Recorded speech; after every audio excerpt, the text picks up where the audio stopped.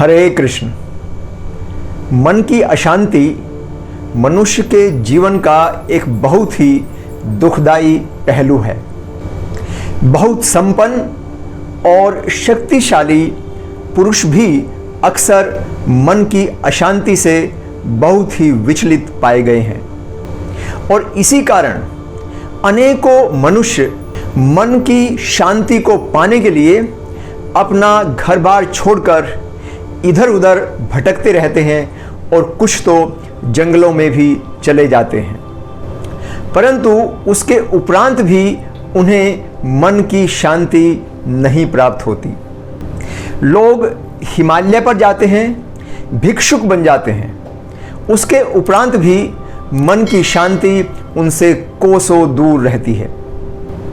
इसके विपरीत अनेकों लोग मन की शांति प्राप्त करने के लिए भौतिक सुख सुविधाओं के पीछे भागते रहते हैं, परंतु फिर भी मानसिक शांति रूपी वस्तु उन्हें प्राप्त ही नहीं होती है। परंतु भगवान कृष्ण ने इस समस्या का समाधान भगवत गीता में दिया है। मित्रों, हमारे इस चैनल का उद्देश्य है कि हम भगवत गीता के ज्ञान को विश्व के कोने कोने में पहुंचाएं, जिससे कि लोग वह पा सकें जिसके कि वह अधिकारी हैं। तभी तो वसुधैव कुटुंबकम का भारत का सपना सच होगा। अतः इस वीडियो को अंत तक अवश्य देखें। भगवान ने बताया, आपूर्यमाणम अचल प्रतिष्ठम समुद्रम आप प्रविशन्ति यद्वत् तद्वत् कामा यम प्रविशन्ति सर्वे शांतिम आपनोति न काम कामी शांतिम आपनोति न काम कामी।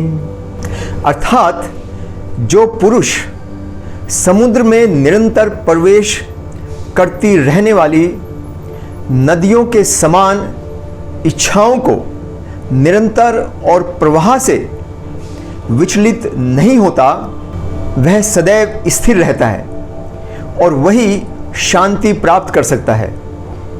वह नहीं जो ऐसी इच्छाओं को तुष्ट करने की चेष्टा करता रहता है। मित्रों, समुद्र में अनेकों नदियां निरंतर गिरती रहती हैं, साथ ही वर्षा का जल भी उसमें गिरता रहता है, परंतु उसके उपरांत भी समुद्र विचलित नहीं होता और न ही अपने तटों की सीमाओं का उल्लंघन करता है। इसी प्रकार मनुष्य को चाहिए कि वह अपनी इंद्रियों की इच्छाओं को सीमित करके उन्हें अपने वश में रखे और उनसे विचलित ना हो। तो भगवान कृष्ण कह रहे हैं कि जो मनुष्य अपनी इंद्रियों की तृप्ति के लिए विषय भोग में सदा लगा रहता है, उसके मन को शांति कभी नहीं मिलती। अतः ज्ञानी पुरुष को अपने इंद्रियों के ऊपर नियंत्रण रखकर अपनी इच्छाओं को नियंत्रित करना चाहिए और इस प्रकार से नियंत्रित इच्छाओं की आवश्यकताओं को पूरा करते हुए वह मन की शांति को प्राप्त कर सकता है। आप जानते ही हैं कि इंद्रियां कभी तृप्त नहीं होती। इंद्रियां बिल्कुल अग्नि के समान है। जिस प्रकार अग्नि में यदि आप घी डालें तो अग्नि और अधिक प्रज्वलित हो जाती है, उसी प्रकार इंद्रियों की इच्छाएं और अधिक बढ़ती रहती हैं और इस प्रकार मन शांत होने के बजाय अशांत हो उठता है। इस बात को हम इस उदाहरण से समझ सकते हैं कि यदि शरीर में कहीं पर आपको खुजली उठ रही है और आप त्वचा के उस भाग को खुजलाना शुरू करें, तो आप पाएंगे कि खुजली मिटती नहीं है, बल्कि वह लगातार बढ़ती जाती है। चाहे आप खुजलाकर वहां पर लहू निकाल लें, अगर आप उस स्थान की खुजली को नियंत्रण में लाना चाहते हैं तो आपको अपने मन को उस स्थान से और उस खुजली से हटाना होगा, मन को किसी और दिशा में ले जाना होगा, तो धीरे धीरे करके वह खुजली शांत हो जाएगी। इसी प्रकार जब आप इंद्रियों की तृप्ति करना शुरू कर देते हैं तो इंद्रियां तृप्त न होकर और अधिक विस्तृत रूप में आपके सामने इच्छाएं रखती हैं और इच्छाओं की पूर्ति अग्नि में घी का काम करती हैं और मन शांत होने के बजाय अशांत हो जाता है।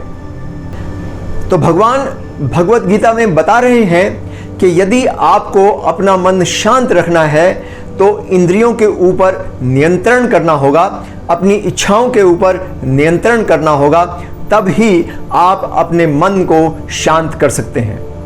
परंतु हमें यह भी समझना चाहिए कि ईश्वर ने हमारी इंद्रियों को एक विशेष उद्देश्य के लिए इस शरीर में जगह दी है। वह उद्देश्य है इस शरीर का यापन करना। अगर इंद्रियां ना हो तो इस शरीर का यापन करना, इस जीवन का निर्वाह करना कठिन हो जाएगा। तो फिर यहाँ पर ये दोनों बातें विरोधाभासी लगती हैं। प्रश्न यह हो सकता है कि हम किस प्रकार से इंद्रियों का नियंत्रण करें।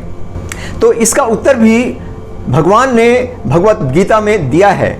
उन्होंने कहा कि आप अपनी इंद्रियों को भगवत प्राप्ति की तरफ ले जाएं।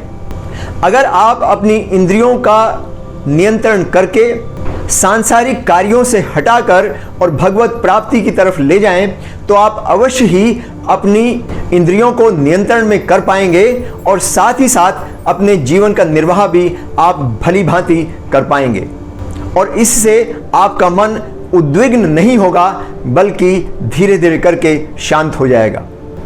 मित्रों, हमारे इस चैनल का उद्देश्य है कि भारतीय वैदिक संस्कृति विश्व के कोने कोने में सभी लोगों तक पहुंचे, जिससे कि भारत फिर से एक बार अपना विश्व गुरु होने का पद हासिल कर सके।